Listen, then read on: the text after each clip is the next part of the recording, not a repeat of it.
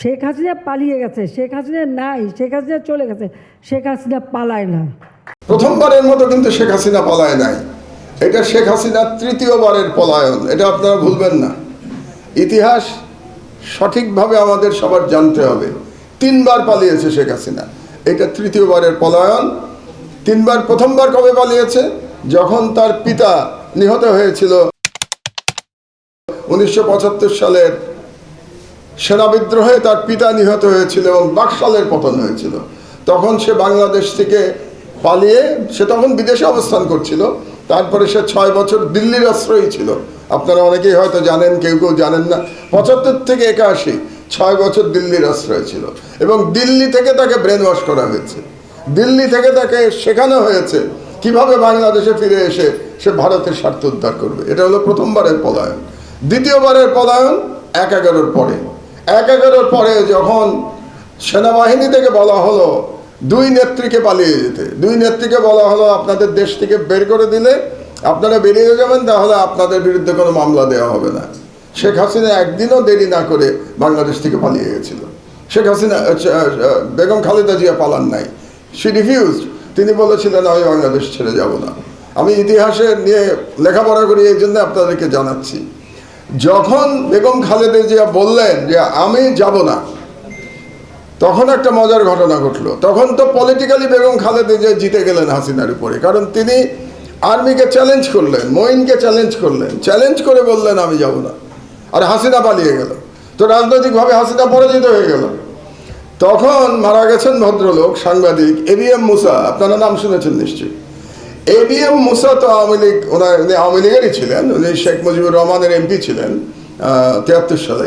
তো ABM মুসা শেখ হাসিনাকে phone করলেন, ফোন করে বললেন তুমি এটা কি কাজ করলা, তুমি পালিয়ে গেলা, খালেদা জিয়া থেকে গেল, তো তুমি তো রাজনীতিতে আর ফিরতে পারবে না। কারণ খালেদা জিয়া বলবেন যে উনি সাহসী, উনি আপোষ করেন নাই, উনি আপোষহীন, যে কারণে খালেদা জিয়াকে আপোষহীন বলা হয়, যে উনি ফিরবেন না।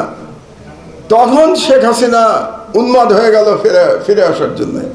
শেখ হাসিনাকে তখন ফিরতে দেওয়া হয় নাই ইনিশিয়ালি, এটাও আপনারা হয়তো জানেন না। এই কারণে তখন হোম মিনিস্টার ছিল ইত্তেফাকের মইনুল হোসেন সাহেব, হোম মিনিস্টার ছিলেন। তিনি রাজি হচ্ছিলেন না শেখ হাসিনাকে ফেরত আনতে। এই কারণে কিন্তু মইনুল হোসেনের প্রতি রাগ শেখ হাসিনার শেষ দিন পর্যন্ত ছিল। এবং আপনারা জানেন মইনুল হোসেনের উপরে কীরকম অত্যাচার করা হয়েছে। এটাও হাসিনার এক ধরনের প্রতিশোধ। হাসিনা যখন ফিরতে পারছিলেন না, তখন হাসিনা ফোন করলেন কাকে? প্রণব ব্যানার্জিকে, প্রণব বাবুকে ফোন করলেন। প্রণব বাবু তখন ভারতের পররাষ্ট্রমন্ত্রী। প্রণব বাবুকে ফোন করে বললেন যে আমাকে তো আসতে দিচ্ছে না, এখন আমি না আসলে তো রাজনৈতিকভাবে আমি জিরো হয়ে যাব, তো বেগম খালেদা জিয়া হিরো হয়ে যাবে। তখন প্রণব মুখার্জি ফোন করলেন মঈনকে এবং মঈনকে বাধ্য করলেন যাতে শেখ হাসিনাকে ফিরে আসতে পারে।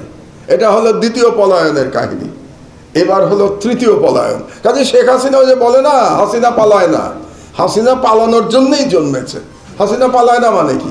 ও বারে বারে পালায়। ও তো পালাবেই, ওর জন্ম হয়েছে পালানোর জন্যে।